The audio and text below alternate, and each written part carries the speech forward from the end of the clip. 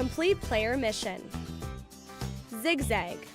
Students run around the activity area in a zigzag pattern, changing direction every 2 or 3 steps by planting their outside foot and then pushing off that foot to make the directional change. For this activity, changes of direction should be at about 45 degrees in order for the student to keep moving forward. 10 by 10 by 15. Students sprint on the spot for 10 seconds, then perform 10 push-ups. These can be regular, knee, or wall push-ups. Remind students to keep their back straight during the push-ups. The student then sprints on the spot again for 10 seconds and then performs 10 sit-ups. Remind students to keep their knees bent during the sit-ups. After another 10-second sprint, the student concludes with a 15-second plank. Simply 1. Students place a single pylon or marker in front of them, and they jump forward and back over the pylon 10 times, landing each time with their knees slightly bent, like bellhops. Students then jump 10 times from side to side over the pylon again, bending their knees on each landing, like skier hops. Finally, they perform 5+ jumps over the pylon. 1+ jump involves jumping and landing first with 1 foot in front and 1 foot behind the pylon, and then jumping again and landing with feet on either side of the pylon. Elbow to knee crunches.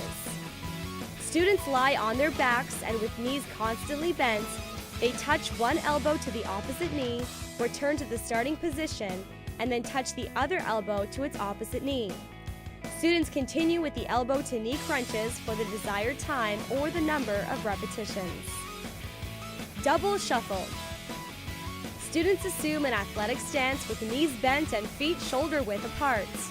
Students shuffle backwards 2 steps in one direction at a 45-degree angle, and then quickly change direction with an inside pivot and shuffle 2 steps backwards in the opposite direction at a 45-degree angle. Students continue to shuffle around the activity area, changing direction every 2 steps. Quick feet forward and back. Students move back and forth across the line of pylons, taking short, quick steps forward past the first pylon. Then students take short, quick steps backward between pylons 1 and 2, and then short, quick steps forward between pylons 2 and 3. Students continue taking short steps forward and back as they move through the pylons.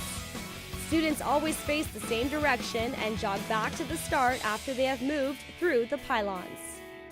Crossover grapevine.